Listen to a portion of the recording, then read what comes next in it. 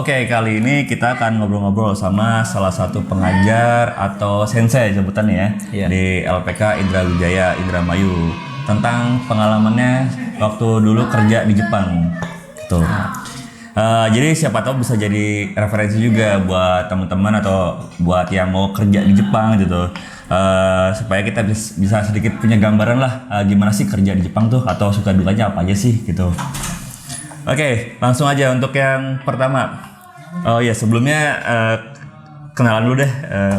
Silakan perkenalan dulu namanya siapa dan dari mana. Perkenalkan, nama saya Adi Muhtar, asal dari Subang, Jawa Barat ya.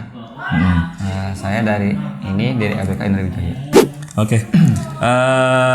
Boleh diceritain nggak gimana sih awalnya bisa kerja di Jepang itu? Awalnya sih suka dari anime.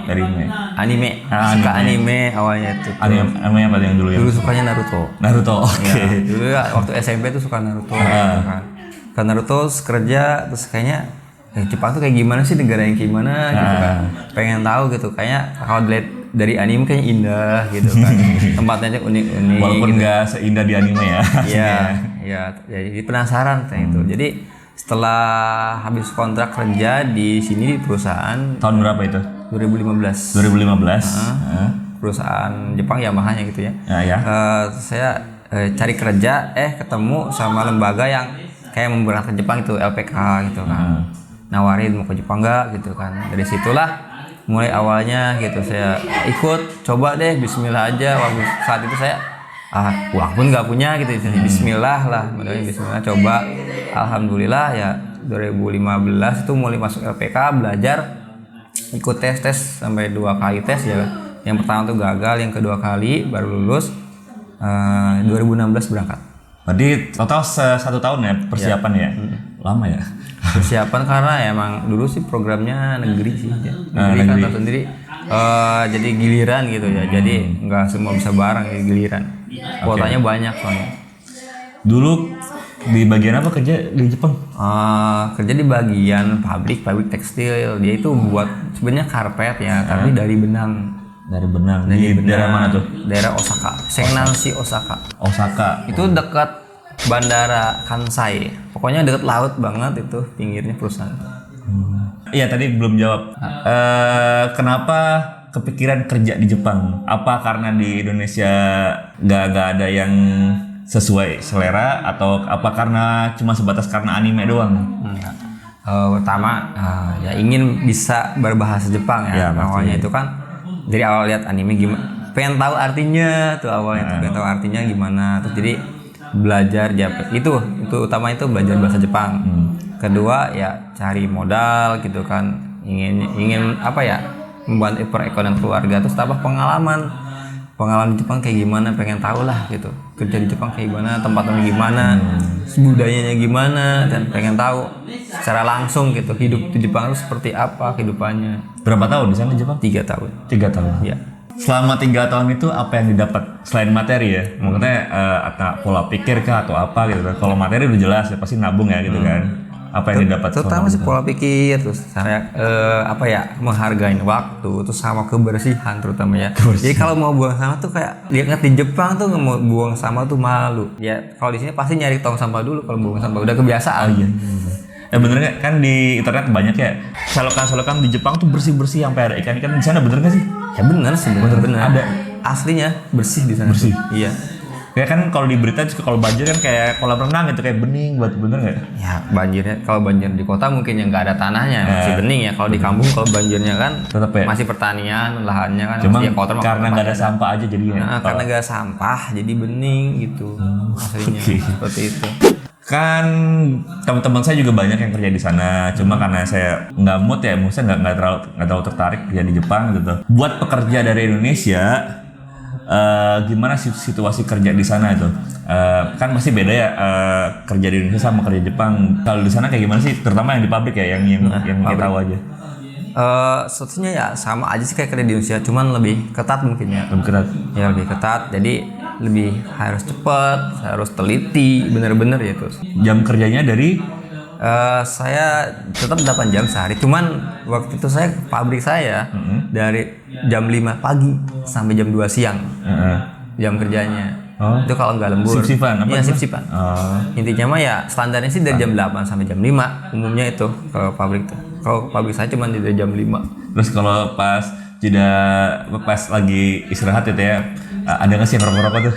Ada.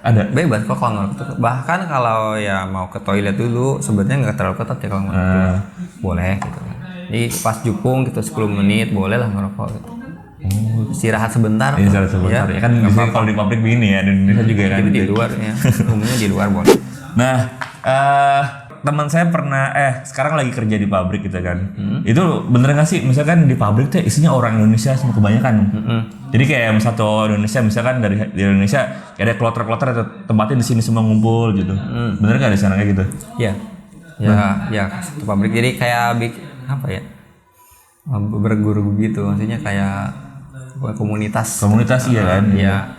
Ya begitu. Jadi kan isinya ya campur, cuma kan dari Indonesia. Dari Indonesia. Ada beberapa dari negara lain ada nggak sih? Ada beberapa. Tapi kuotanya lebih kecil apa gimana sama Indonesia? Ya kuotanya sih kalau di perusahaan lebih gede Indonesia. Indonesia ya? Dibanding negara lain. Iya soalnya kan teman juga gitu kan. Nih pas ngeliat muka-mukanya kok gak asing ya, kamu muka-muka Indonesia semua ya gitu. Iya. Orang Indonesia tuh udah banyak. Sebenarnya tiap-tiap daerah tuh udah ada gitu. Bahkan kalau kita ke stasiun supermarket nih belanja, loh ke orang Indonesia gitu. Jadi udah ketemu gitu, kayak udah hal yang lumrah gitu. Kayaknya udah nggak asing nih orang Indonesia di sana itu udah. Iya. Gak heran gitu. Jadi kalau kita kerja di sana nggak terlalu homesick banget gitu ya. Iya. Ada temennya, temen ngobrol gitu. Nah, selama kerja di Jepang kendalanya apa aja? Kendalanya? Awal itu bahasa. Pasti. Ya, bahasa kan masih kurang ya, istilahnya masih ya belajar juga masih sedikit, langsung berangkat dan magang kan hari itu. Kedua mungkin makanannya tuh hambar, gak ada rasanya. Iya emang? Iya, makan Jepang tuh hambar. Bukannya agak ya kurang, ya asinnya kurang. Kayak gitu, minyaknya kurang, gak gurih. Iya kalau asin karena di sana nggak pakai micin ya. Gitu. Iya nggak pakai micin. Pokoknya rasanya tuh jadi aneh pasti. Ramen kayak enak. Kayak enak ya, mungkin. Kalau ramen asli Jepangnya mungkin ya nggak tahu sih rasanya kayak gimana. Ya enak sih, teman beda pasti. Baunya beda kan gitu. Sop miso kan tuh baunya aneh waktu itu.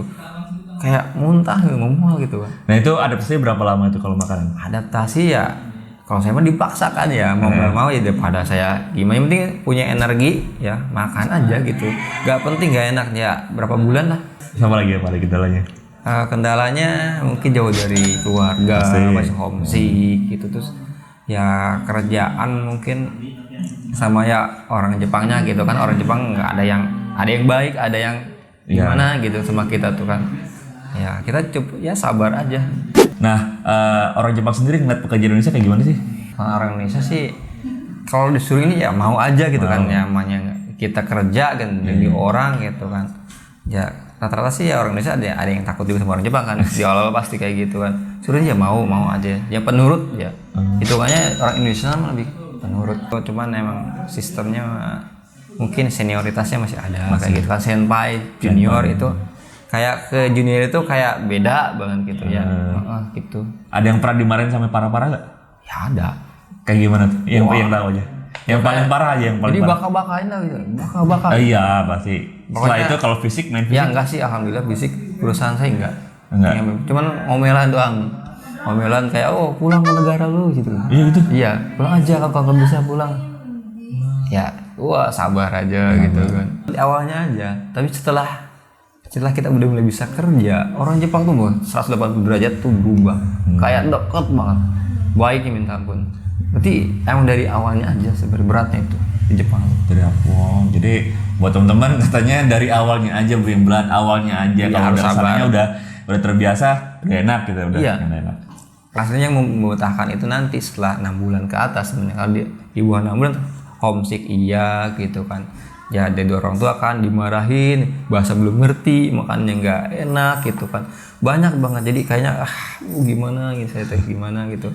Tapi setelah udah adaptasi, makanan udah rasa enak gitu, orang Jepangnya kayaknya udah baik, kayaknya betah gitu, gak mau pulang. Kebalik gak mau pulang. Oke. Tadi adaptasi kurang lebih kalau Sensei sendiri 6 bulan ya.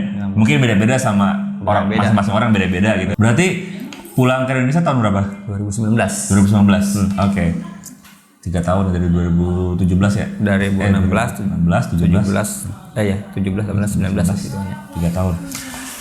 Hal yang paling nggak bisa dilupain selama kerja di Jepang, entah itu yang mengenakan atau yang nggak mengenakan sekalipun. Yang mengenakan dulu. Ya, oke. Yang mengenakan sih teman-temannya gitu kan, sama orang Jepangnya gitu. Orang Jepang itu ada yang baik banget itu kan.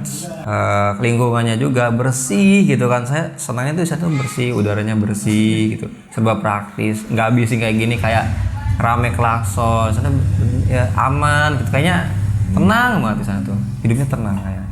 Yang nggak enaknya. Yang gak enaknya itu tadi kerjanya capek, jadi kerjanya gitu aja setiap hari kerja, pulang tidur kerja, kayaknya bosen gitu. Hiburannya apa sih? Pengen tahu.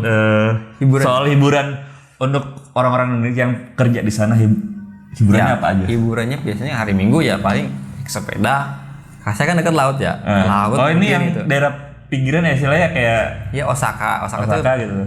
pinggir pantainya. Bukan Jadi, di pusat kotanya, bukan di pinggirnya, bukan pusat kotanya. Jadi ya mungkin ya kadang kan ke pusat kota nih malam Minggu atau gimana kan, nanti ketemu orang Indonesia gitu. Nongkrong aja. Oh, nongkrong. Cuman nongkrong ketemu orang Indonesia, ngobrol-ngobrol, kadang ngobrolin kerjaan masing-masing gimana, jadi tukar pengalaman gitu. Oh, ternyata dia kerjanya lebih berat nih. Saya jadi alhamdulillah ternyata saya cuma gitu doang, saya mah gitu. Ya di situlah gitu. Nggak, kirain kan karena udah capek kerja tuh kan. Ya di Jepang kan tahu sendiri ya.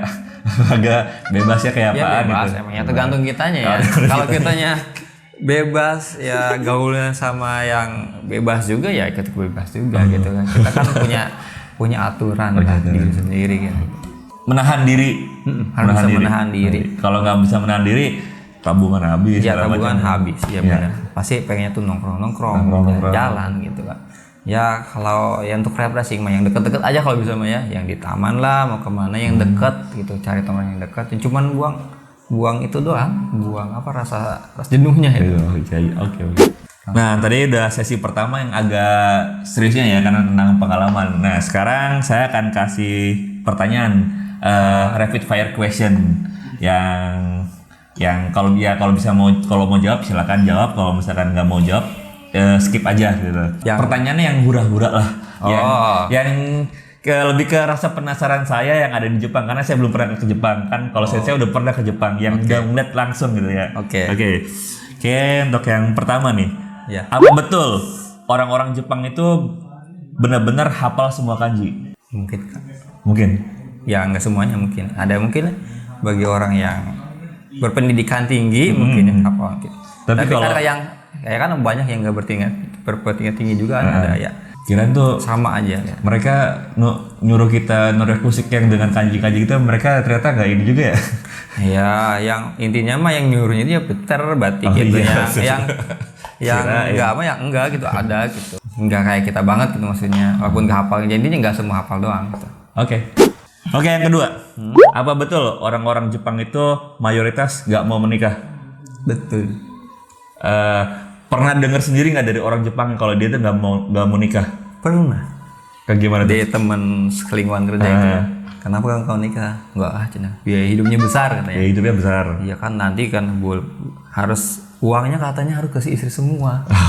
Dikasih ke istri semua terus ntar anaknya belum pajak rumah dan lain-lain nggak sanggup katanya. Mereka jadi mending pacaran aja sampai tua. Kalau kencan kayak masing-masing gitu kan. Iya, nggak ada kita naktir cewek itu kan. Di Indonesia kan naktir ya cowoknya ya. Kalau di Jepang rata-rata sih kadang masing-masing gitu.